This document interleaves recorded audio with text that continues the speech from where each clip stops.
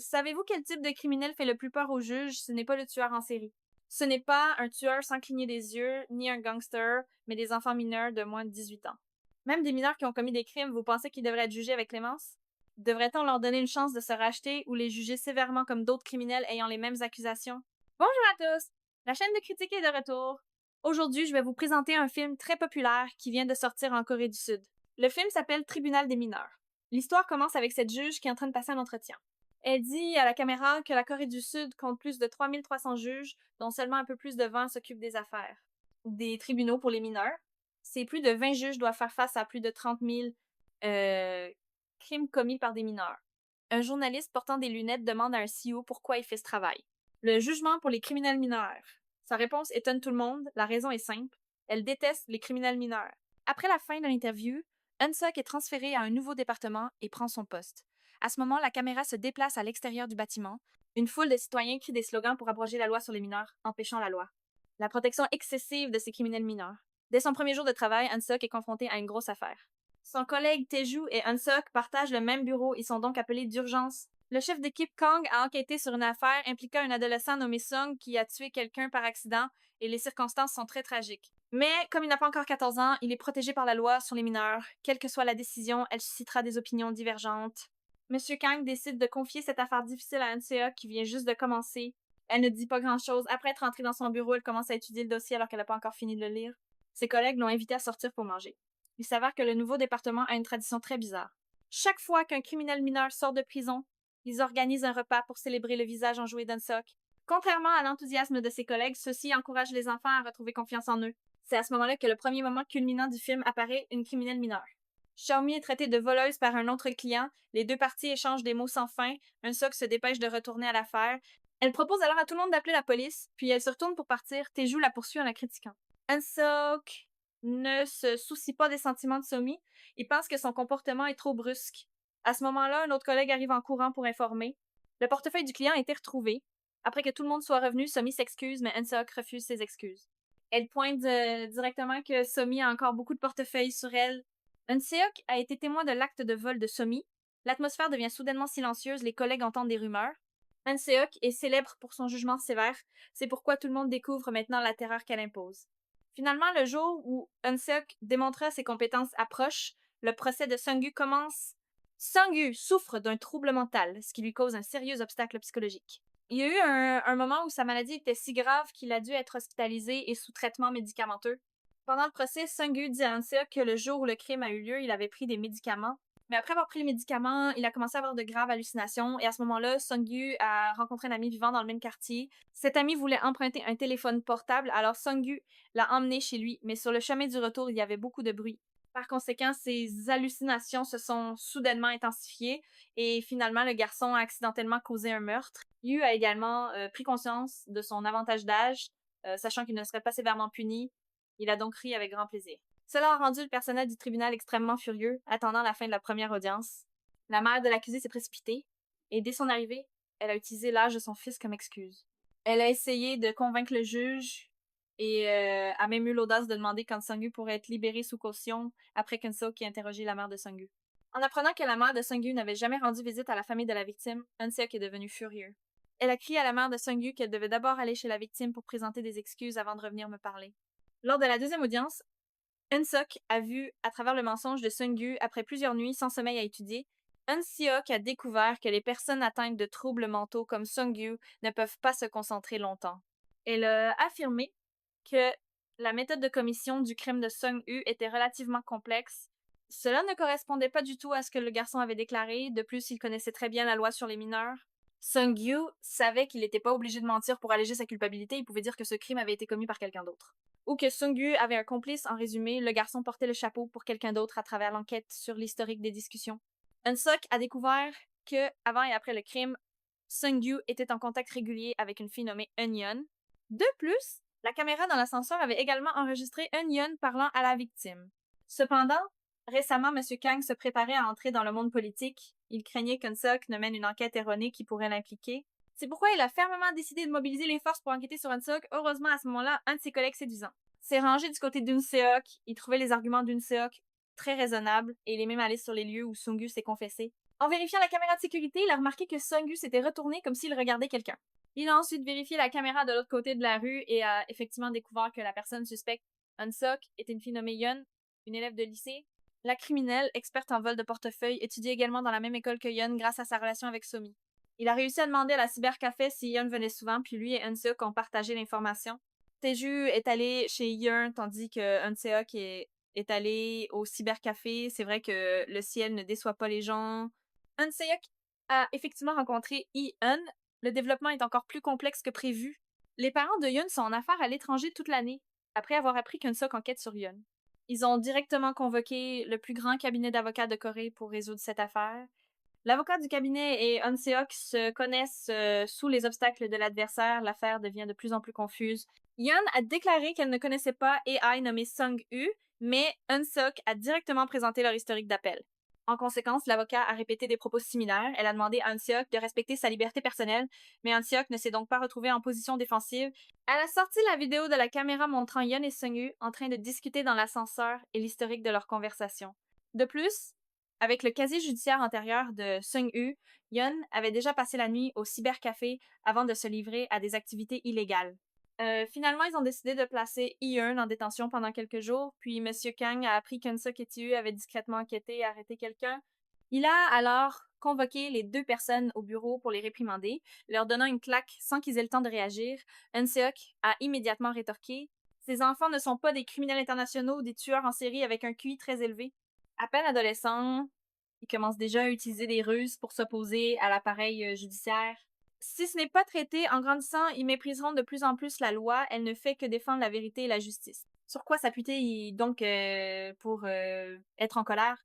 Plus elle parlait, plus il était sans voix. Finalement, il a laissé Eun-seok faire ce qu'il voulait. Ensuite, le CEO a découvert le logiciel étranger que Sung-gu utilisait pour communiquer avec Yeon, très suspect. Le CEO a immédiatement demandé à ses collègues de continuer à enquêter sur les activités du garçon sur ce logiciel. De l'autre côté, le beau Taeju, suivant les instructions du CEO, a trouvé la mère de Sung-gu. Il a dit que le principal suspect était Ai-eun. Il espère que la mère du garçon pourra convaincre son fils de dire la vérité. Ainsi, le garçon pourrait bénéficier d'une réduction de peine. L'affaire venait de connaître un léger tournant quand du côté des avocats.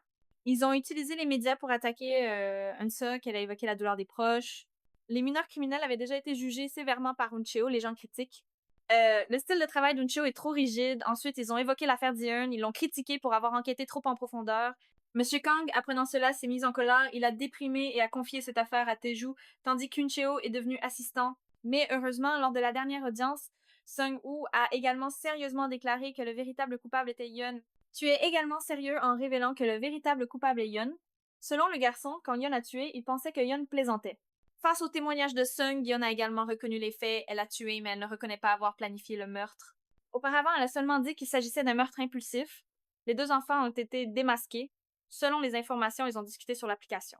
Avant et après que le crime ait eu lieu, ils ne se concentraient que sur la question de la caméra, tandis que la victime ne savait pas si elle était encore vivante ou déjà morte. Il est évident que ce n'est pas un meurtre impulsif, mais qu'il y avait déjà une préparation. À ce moment-là, une équipe d'avocats seniors était dirigée par les parents.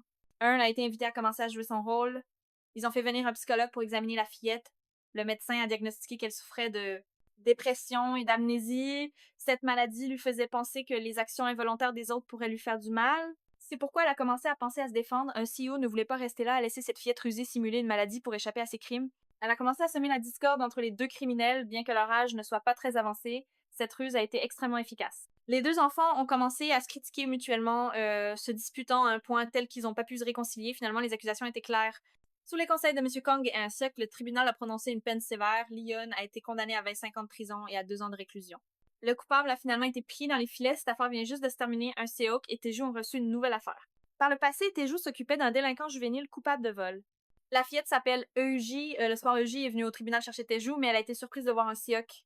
Elle s'est évanouie sur le sol. Un CEO a rapidement amené la fillette à l'hôpital. Elle a remarqué qu'il y avait de nombreuses blessures sur le corps de Yuri. Mais un CEO a posé des questions et la fillette a refusé de parler. Un CEO n'avait pas l'intention d'abandonner. Elle a commencé à enquêter sur la relation d'Eugène. Après enquête, elle a découvert que le comportement violent du père d'Eugène était à l'origine de tout cela. Les proches de la fillette lui ont conseillé de serrer les dents et de supporter pour empêcher l'avancement de l'affaire. Un CEO n'avait pas la plainte de la victime. Les affaires impliquant des relations familiales de ce type sont très difficiles à résoudre. Finalement, Iseke a aussi pensé à un moyen. Elle a décidé d'enfermer Eugene, séparé de ses parents et de sa famille, puis a commencé à collecter des preuves. Elle voulait mettre cet homme au comportement brutal en prison. Teju n'était pas d'accord avec sa méthode. Il pensait que Eugene n'avait pas commis de crime et ne devrait pas être arrêté. Il a réprimandé Ursula chaque fois qu'elle traitait des affaires de mineurs. Elle utilisait toujours des méthodes excessives. Elle a ensuite retourné la question à Teju sur la clémence particulière de l'État envers les mineurs. En fin de compte, pour quelle raison Teju a réfléchi un moment avant de lui répondre? Tout le monde pourrait condamner les mineurs. Ceux qui peuvent aider les enfants ne peuvent être que ceux qui sont des agents judiciaires. Les paroles de Teju ont profondément ému Unsuk, mais cette fois, elle voulait rapidement résoudre cette affaire de manière satisfaisante. C'est pourquoi elle a décidé de faire les choses à sa manière. Un CEO a dit à Yuji que l'objectif final de ce plan est d'aider la petite à ne plus avoir à vivre des mois de peur. Les coupables doivent subir des sanctions appropriées finalement en se basant sur le témoignage de Yuji et en ajoutant comme preuve l'enregistrement vocal de sa grand-mère. Le père de Yuji a été condamné et arrêté. Sa grand-mère et Yuji avaient toujours vécu dans la peur, mais cette fois, ils ont vu même les étrangers. Les soutenaient de tout cœur. Sa grand-mère ne pouvait vraiment plus supporter le tourment de sa conscience. C'est pourquoi elle a remis des preuves à la police. À ce moment-là, le père de Yuji, très gêné, a voulu frapper quelqu'un mais a été arrêté par Teju. Ce gars chaleureux semble avoir aussi un secret que personne ne connaît à minuit. Seke est venu chercher son collègue séduisant qui buvait de l'alcool au bord de la route pendant qu'ils enquêtaient. Les deux personnes sont passées de l'opposition à une meilleure compréhension. Teju, légèrement ivre, parle de son histoire personnelle. Il a vécu une adolescence qui était rien d'autre qu'un enfer, puis il a accidentellement blessé quelqu'un d'autre. Heureusement, grâce à l'aide de certains juges, il a pu progressivement emprunter le bon chemin. Il a décidé de tout faire pour aider les délinquants juvéniles à devenir des personnes utiles. Malheureusement, il a perdu contact avec le juge qui l'avait aidé. Maintenant, il se souvient même plus de l'apparence de son bienfaiteur. À ce moment-là, la caméra se déplace vers Monsieur Kang comme si le réalisateur insinuait qu'il était le bienfaiteur de Teju cette année-là. Mais à ce moment-là, Monsieur Kang a pris une décision. Il a décidé de quitter le tribunal et d'entrer officiellement dans la politique. Le lendemain, Monsieur Kang, Eun-seok et Teju sont allés vérifier une agence de coopération. Après le jugement, les délinquants juvéniles sont presque tous remis à d'autres organismes pour être gérés. Donc, ils doivent régulièrement vérifier la situation des enfants. Les 3 personnes viennent d'arriver à la porte camp. Teju reçoit soudain un appel de son collègue. Quelqu'un a signalé que l'agence de coopération maltraitait des délinquants juvéniles. De plus, ils ont également détourné des dons. Coïncidence, l'agence de coopération signalée est celle où ils se rendent aujourd'hui. Teju, le visage souriant comme d'habitude, salue avec enthousiasme Seonra, le responsable de cet endroit, puis il lui fait part discrètement des nouvelles. Concernant l'affaire de maltraitance des prisonniers à M. Kang et Eun-seok pour qu'ils puissent comprendre la situation, M. Kang pense qu'ils n'ont pas besoin de s'inquiéter. Les tribunaux reçoivent chaque jour des appels avec des contenus similaires. Les familles des détenus appellent souvent pour faire rapport afin de prouver les conditions de vie de leurs enfants. Pas bonnes. Puis se servent de prétexte pour ramener leur enfant à ce moment-là. Un député assez proche de M. Kang envoie un message pour lui proposer une rencontre. Il confie rapidement le travail d'aujourd'hui à 2 subordonnés puis disparaît, entraînant une enquête supplémentaire pour un Eun-seok et Teju. Extrêmement tendu, tous les délinquants juvéniles accusent Sonja de leur donner durée avariée en prison. De plus, Sonja les obligeait à faire des travaux domestiques pour ses proches, mais en réalité, ses enfants ne veulent pas manger et encore moins forcer Sonja à répondre à leurs demandes. Quant à leur forcer à faire des travaux domestiques, elle le fait juste pour aider les enfants à établir des relations harmonieuses avec les habitants, après tout. Personne n'aime avoir un groupe d'enfants ayant un passé criminel vivant près de chez soi, n'est-ce pas? Mais Sonja n'est pas totalement innocente, elle admet avoir utilisé des fonds de dons à des fins personnelles. La nuit tombée, Eun-seok et Teju retournent à l'hôpital pour une jeune fille vivant près de chez Eun-seok qui a récemment dû subir une opération. Ici, Eun-seok apprend de nouvelles informations sur la jeune fille victime d'un délinquant qui l'a blessée, ce qui a entraîné son hospitalisation. Elle a été aidée par Seonja, qui a utilisé de l'argent collecté pour une opération urgente. Pour cette jeune fille, Seonja est comme une mère, un ange. Ensuite, un CEO décide de retourner parler à Seonja, mais en arrivant, il découvre que l'endroit est en désordre. C'est comme un champ de bataille, et dans la maison, il ne reste que la fille de Seonja. Un CEO demande et apprend. Sonja s'est évanouie et a été emmenée à l'hôpital. Dans un moment de colère, elle a chassé tous les délinquants. La petite fille, frustrée, dit à un CEO que c'est parce que sa mère s'occupait de ces délinquants que son père a divorcé. Elle et sa sœur ont toujours vécu dans le manque d'affection de leurs parents. La petite fille veut toujours trouver un moyen pour que les délinquants dont sa mère s'occupe se fassent du mal. Après avoir écouté attentivement, NCO finit par comprendre le problème. Alors, Ra, la personne qui a appelé pour signaler l'incident, Seon-ra, a détourné des fonds, c'est la fille de cette femme. L'enfant fait cela parce qu'elle ne veut pas que sa mère continue son travail. Et Zhu, qui veille sur Shunjia à l'hôpital, reçoit soudain un appel d'Eun-seok. À ce moment-là, il apprend que les délinquants ont fait une évasion collective et qu'ils bossent toute la nuit. Au final, il ne trouve qu'une délinquante. Quelques jours après l'incident, il y a eu une nouvelle avancée. Une fille parmi les détenus s'est évadée. Elle a appelé chez Xian Jia, cette fois le tribunal, a presque localisé toutes les positions des détenus évadés. Finalement, ils ont trouvé presque tous les fugitifs, même si ils n'ont pas encore attrapé le chef, Aeyoon, mais Un. C'est qu'il est toujours très confiant qu'ils attraperont la petite fille, car l'incident d'un détenu appelant à l'aide Seonja a été découvert par Aeyoon. À ce moment-là, Seonji et Aeyoon ont parlé un moment. La mère d'Aeyoon avait déjà appelé pour informer Seonja qu'elle souffrait d'une maladie grave. Elle espérait qu'une fois Aïe un libéré sous caution, Seonja pourrait amener la petite fille chez son frère. Eun a appris que la santé de sa mère se détériorait et qu'elle viendrait certainement lui rendre visite. Maintenant, ils ont qu'à aller là-bas, ils sont sûrs d'attraper la personne. Alors Seonja et Eun Seok partent immédiatement. La personne a déjà été trouvée, mais la scène devant eux est déchirante. La mère d'Aeon n'a pas du tout de maladie, elle a simplement menti pour fonder une nouvelle famille avec un autre homme. C'est pourquoi elle a menti pour échapper à sa fille emprisonnée. Finalement, ils ont retrouvé tous les délinquants. Sur le chemin du retour, Eun-seok et Seon-jae évoquent les raisons du crime, principalement celles des enfants. Les erreurs des enfants sont intimement liées aux adultes. Parfois, les enfants font exprès de mal agir pour attirer l'attention de leurs parents. Seok écoute simplement Seon-jae parler. Finalement, elle révèle que la fille aînée de Seonja a appelé pour accuser Seonja d'avoir volé des fonds publics. À ce moment-là, Seok rappelle aussi à Seonja, bien que Seonja considère les parents des détenus comme sa responsabilité de les prendre en charge, elle ne se soucie pas du tout des sentiments de sa fille. À ce moment-là, un sec a touché un secret profondément enfoui dans le cœur de l'autre. Il y a longtemps, Seonja a perdu l'enfant qu'elle attendait, puis elle a vraiment considéré ses enfants détenus comme ses propres enfants, s'en occupant de tout son cœur. Elle les considère comme ses propres enfants à la maison. Sa fille aînée comprend la douleur de sa mère et espère toujours qu'elle pourra sortir de l'ombre. Et retrouver le bonheur. Les paroles de l'autre ont fait pleurer Xionjia sans bruit jusqu'à ce qu'elle retrouve sa fille aînée. Le nœud dans le cœur de Xionjia a finalement été dénoué après cette tempête. Xionjia n'a pas du tout été sévèrement réprimandée, car la responsabilité de prendre soin des détenus mineurs incombe en réalité à l'État, résultant d'un manque de coordination entre les différents services concernés. Ainsi, ils ont rejeté la responsabilité sur les épaules d'une femme. Ceux qui gèrent, comme Seonjae, n'ont aucun avantage à cela. Après que Seonjae ait quitté son emploi, il pourrait trouver quelqu'un d'autre pour gérer les enfants, puis un. Le PDG examine le cas des détenus mineurs qui se sont évadés, tout en soulignant que les parents des enfants doivent obligatoirement suivre un cours pour élever leurs enfants, et de plus, ils doivent également assumer la responsabilité de s'occuper de leurs enfants, ce qui leur revient. En particulier, la mère de Ae-Yun, qui est celle que Eun-seok a désignée. Après la fin de l'affaire, le directeur s'est rendu chez Monsieur Kang pour parler d'une affaire d'examen très difficile. Le directeur a dû confirmer plusieurs fois que Monsieur Kang n'avait rien à voir avec cette affaire avant de se sentir à l'aise de lui remettre le dossier. Monsieur Kang a proposé qu'après la fin de l'affaire, il démissionnerait pour commencer une nouvelle vie après que la nuit soit tombée. Monsieur Kang a reçu un appel téléphonique. À ce moment-là, il a commencé à s'inquiéter. Son fils l'a appelé pour lui dire. La police est arrivée chez lui pour arrêter le garçon, et en demandant, il a appris que son fils était lié à l'affaire. Pour l'examen, M. Kang est rentré chez lui et a découvert que la situation n'était pas grave, c'était juste la police qui enquêtait sur une affaire récente. Donc, ils sont juste venus chez lui pour s'enquérir, mais il a su que son fils était impliqué dans l'affaire d'examen. Bien sûr, il ne laisserait pas passer cela facilement. Sa femme a rapidement expliqué que leur fils n'avait participé à la tricherie qu'une seule fois. De plus, l'identité des participants est protégée. Seul le ministre de l'Éducation a la liste.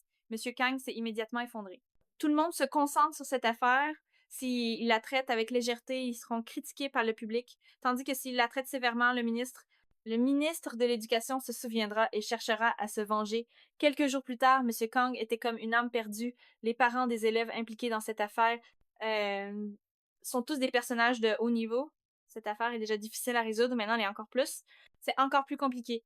Le plus important est qu'un CA ait toujours une séparation claire entre le public et le privé, donc vouloir traiter cette affaire avec légèreté est aussi difficile que d'atteindre le ciel. À ce moment-là, une situation inattendue s'est produite. Un membre du Parti libéral proche de lui a récemment été impliqué dans cette affaire. C'est pourquoi il a divulgué des informations. Monsieur Kang est également membre du Parti libéral. De plus, il a également divulgué des informations au public. Monsieur Kang va bientôt participer aux élections. Le personnage central du Parti libéral a invité Monsieur Kang à dîner. Il a conseillé à Monsieur de gérer correctement cette affaire afin de renforcer l'influence du Parti libéral. Peu de temps après, M. Kang a de nouveau reçu une attaque ciblant son fils parce qu'il ne voulait pas être impliqué. Il avait donc l'intention de se suicider. Le garçon a failli causer un grand désastre après avoir été réprimandé par sa femme. M. Kang a commencé à réfléchir à son comportement passé, car à cause de ses résultats, il avait maintes fois réprimandé son fils. Le garçon ne dort que 3 heures par jour. Le reste du temps, il le consacre entièrement à ses études. Malgré cela, ses résultats ne peuvent toujours pas satisfaire son père. La principale raison pour laquelle le garçon a commis un délit est à cause de celui qu'il appelle père. Sa femme lui a demandé de renoncer à la gloire et aux gains futiles. Pour protéger l'intégrité et l'avenir de son fils, il a finalement décidé de ne plus avoir de lien avec le Parti libéral. Il prévoyait de révéler les actions du ministre de l'Éducation, mais après avoir clarifié la situation, le chef du Parti libéral a décidé de soutenir monsieur, le chef du Parti libéral. Il soutient monsieur Kang pour faire éclater cette affaire au grand jour. La raison est très simple, le Parti libéral a rendu publique l'information que monsieur Kang a rejoint leur parti. Maintenant qu'il se retire, cela aura un impact négatif sur la réputation du parti. Pour le chef du Parti libéral, la vérité et la justice ne sont pas aussi importantes. L'essentiel est d'obtenir des résultats. Ensuite, M. Kang a secrètement cherché le ministre de l'Éducation pour lui enseigner comment nier toutes les preuves qu'ils ont présentées au tribunal. Ainsi, le procès a commencé à perdre le contrôle. M. Kang a accepté toutes les preuves en faveur du ministre de l'Éducation. Les accusations des enseignants contre le ministre de l'Éducation ont toutes été rejetées. De plus, les enseignants ont perdu leur statut de témoin. Après qu'un PDG ait appris ce qui s'était passé, elle s'est rendue personnellement au bureau de M. Kang pour clarifier la situation. En conséquence, M. Kang a eu la plus grande colère de toute sa vie. La cause de cette colère n'est pas pour la justice, mais pour son fils, dans le procès présidé par un PDG. Un nouvel élément est apparu. Un étudiant a involontairement révélé le nombre de personnes impliquées dans cette affaire. Le ministre de l'Éducation avait déclaré que le nombre de personnes impliquées était de 21, mais cet étudiant a dit qu'il avait entendu par hasard que le nombre de participants était de 24. En réalité, le PDG avait déjà de nombreux doutes sur cette affaire. Maintenant, ses doutes ont encore augmenté. Elle a décidé de recommencer l'enquête depuis le début. Il y avait 3 étudiants impliqués, mais qui s'étaient ensuite retirés. Cela prouve que ces 3 étudiants avaient de très bons résultats et ne dépendaient pas excessivement des sujets de l'examen divulgué. Elle a de nouveau pensé aux étudiants que le ministre de l'Éducation avait choisi pour divulguer le sujet. Le PDG a vu que cette affaire ressemblait à un investissement. Les étudiants choisis étaient tous issus de familles de hauts fonctionnaires. Un CA qui était jus ont commencé à enquêter plus en profondeur. Peu après, ils ont entendu que M. Kang avait eu des problèmes. Ils se sont donc rendus spécialement à l'hôpital pour lui rendre visite. Un CA a aussi soulevé des points de doute, tandis que M. Kang était furieux et critiquait leur réaction à une affaire insignifiante. Mais un CA a utilisé un ton sarcastique pour dire à Kang Won-jung de se confesser. La brève déclaration d'un CEOC a complètement fait s'effondrer M. Kang, qui sentait qu'un CEOC n'avait pas de preuve directe. Ainsi, M. Kang ne se souciait pas des avertissements d'un CEOC lorsque le procès a commencé. M. Kang s'efforçait toujours de défendre les doutes du jury concernant son fils. Après que le procès a été interrompu de manière inattendue, tous ceux présents ont réalisé qu'il y avait quelque chose de bizarre. L'événement suivant a lourdement frappé un CEO, et les élèves impliqués dans l'affaire ont cessé d'assister aux cours. Si cela continue ainsi, ce sont les élèves qui en subissent le plus les conséquences. Les élèves de l'école, si la situation persiste, devront passer un examen de rattrapage. Pour prouver les capacités des élèves, mais l'école a de nombreux élèves sur le point d'obtenir leur diplôme et d'autres qui se préparent à des études supérieures. Ceux qui se préparent à entrer dans le monde du travail, cet examen de rattrapage perturbera certainement leur projet. Le soir, le leader du Parti libéral a chaleureusement invité le juge en chef Kang à sortir boire. L'affaire des élèves qui ont cessé d'assister aux cours est en grande partie liée à ces résultats. En effet, M. Kang commençait à prendre le dessus. Mais il ne pouvait pas s'attendre à ce qu'un voleur pénètre chez lui en entendant que son fils Kang venait de se réveiller.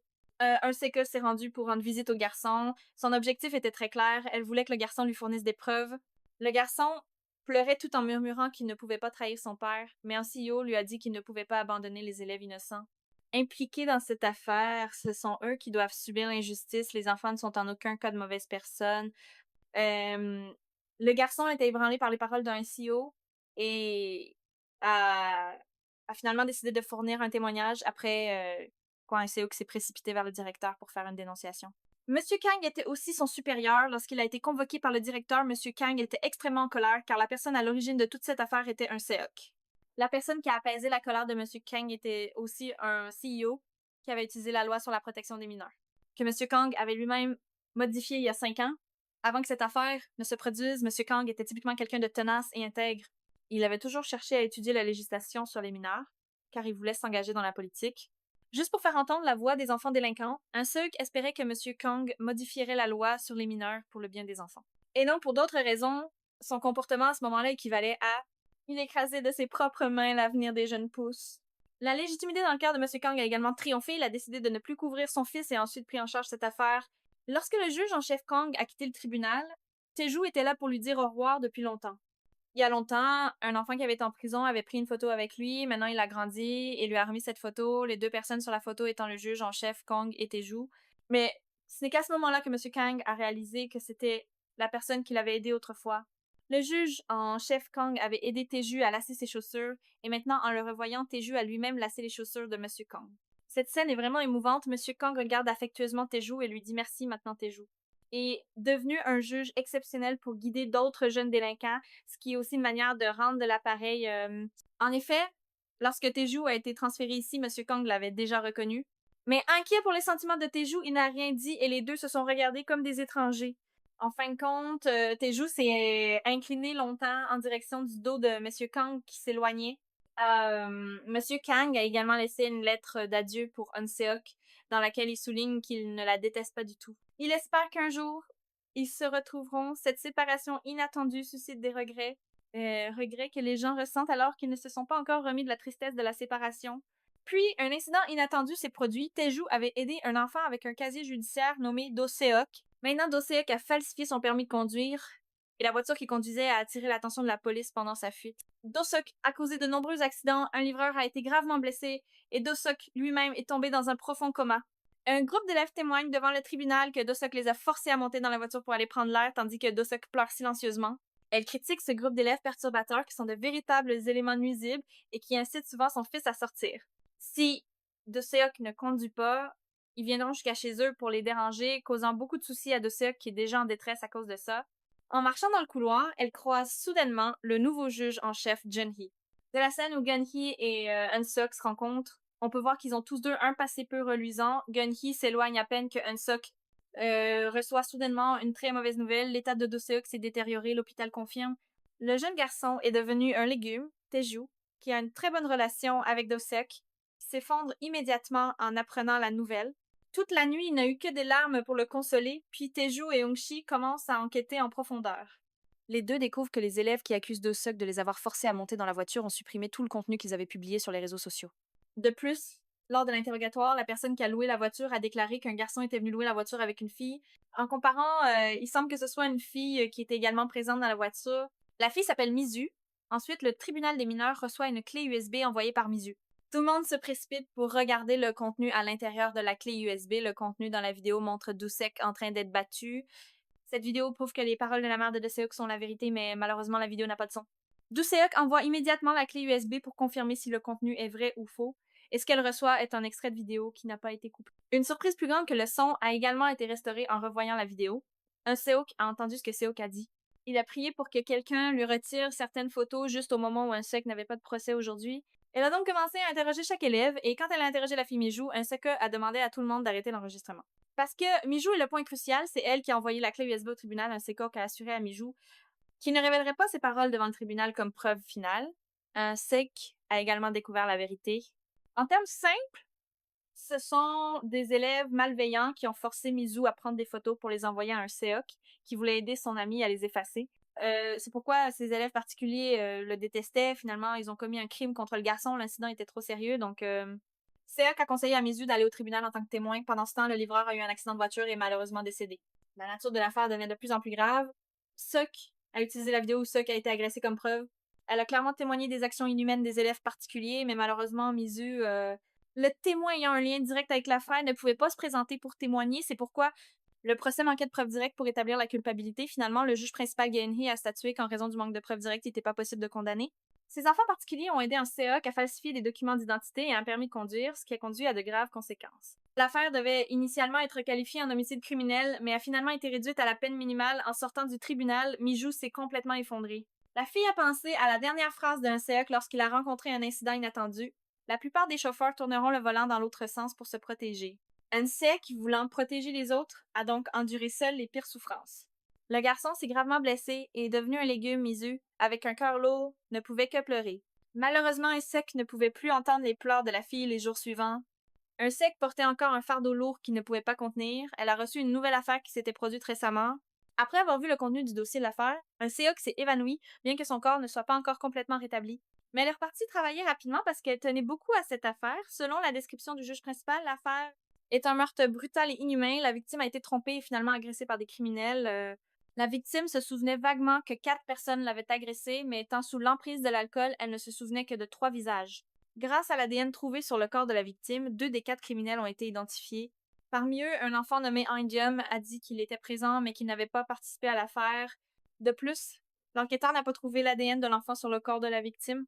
Cette affaire a été confiée à un SEOC.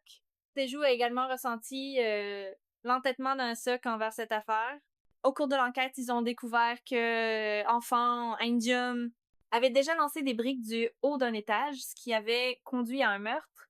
À l'époque, le juge en charge de l'affaire était Jun-hee. Après cela, Teju et Eun-seok ont reçu de nouvelles preuves. C'est un enregistrement que le père de la victime a fait pendant l'interrogatoire.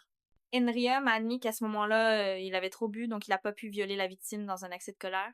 Le père de la victime a frappé Enrium, une lutte qui a rendu l'enregistrement menaçant et violent. Par conséquent, il ne peut pas être utilisé comme preuve contre In-young. Les événements qui ont suivi expliquent pourquoi Eun-seok s'intéresse particulièrement à l'affaire d'In-young. L'ex-mari d'Eun-seok est venu au tribunal pour l'avertir de ne pas enfreindre les règles qu'ils avaient établies. Il s'avère que la personne qu'In-young a accidentellement tuée il y a des années était le fils d'Eun-seok, et selon l'accord, les deux avaient convenu. Eun-seok ne peut pas participer directement au procès d'In-young, mais pour l'instant, elle ne s'en préoccupe pas trop.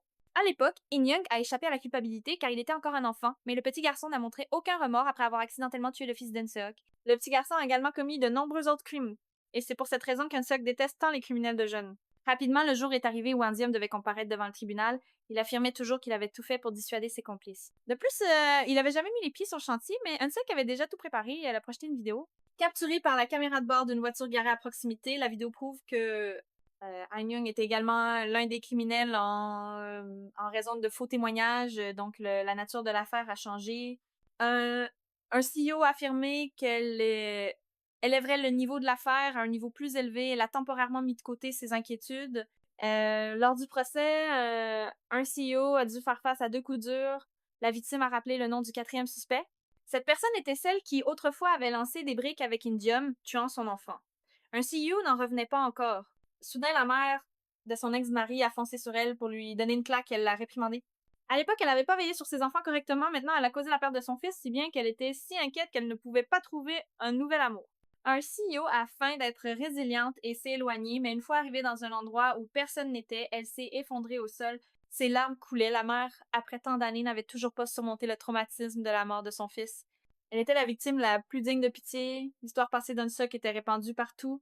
Après avoir compris la situation, l'avocat a également demandé à Eun-seok de se retirer de cette affaire. À ce moment-là, Jun-hee se souvient qu'il y a longtemps, elle avait rencontré Eun-seok. Ensuite, Eun-seok et Gun-hee se sont confrontés, se critiquant mutuellement. Gun-hee ne pensait toujours pas qu'elle avait été indulgente dans l'affaire de l'époque, mais Eun-seok a froidement déclaré que le procès de cette affaire avait duré seulement 3 minutes, du début à la fin. À la fin du procès, la chose dont ils discutaient était ce qu'ils allaient manger. Elle voulait qu'ils apprennent quelque chose. Comment pouvez-vous connaître la loi et agir ainsi?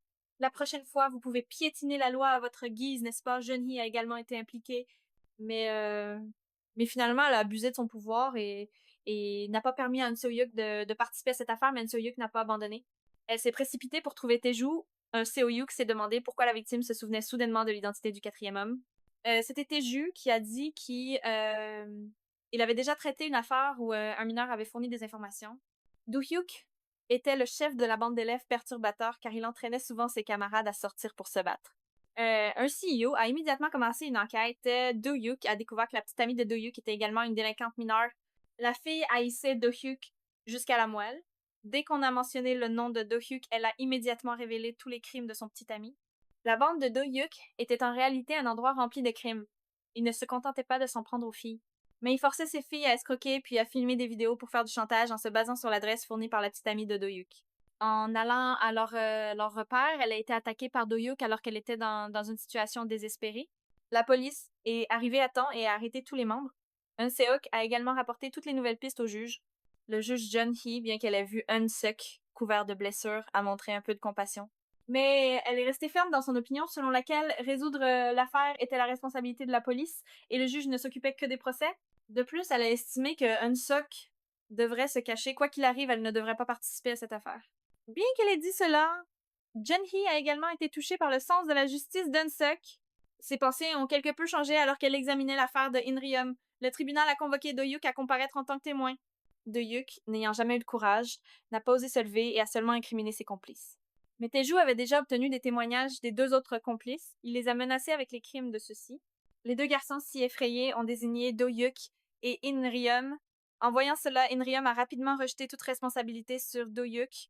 Les 2 ont commencé à se déchirer, à s'entretuer. Finalement, les 4 méchants avaient reçu la punition appropriée de la loi. La victime a finalement trouvé un certain réconfort. Gun-hee s'est également excusé pour sa vision erronée du travail. Par la suite, le tribunal a également convoqué une réunion pour évaluer Eun-suk pour avoir enfreint les règles en s'impliquant dans les affaires d'un autre service. Monsieur Kang a également utilisé ses relations pour aider ce juge intègre à obtenir une peine réduite. Finalement, Eun-suk a conservé son poste de juge. Chaque jour, Eun-suk se repentait de ses actions. Maintenant, travailler en tant que juge pour les mineurs est extrêmement important pour elle. Ses enfants continueront à mal tourner ou à changer de voie pour le bon chemin. Les personnes qui portent la balance de la justice comme Eun-suk jouent un rôle extrêmement important. L'ensemble du contenu du film sur le tribunal pour mineurs se termine ici. Que pensez-vous du film? Faites-le nous savoir dans les commentaires ci-dessous et si vous l'avez aimé, n'oubliez pas de liker et vous abonner à la chaîne pour nous soutenir. À bientôt dans les prochains films. L'épisode d'aujourd'hui se termine ici. Merci de nous avoir suivis. Maintenant, au revoir et à la prochaine fois.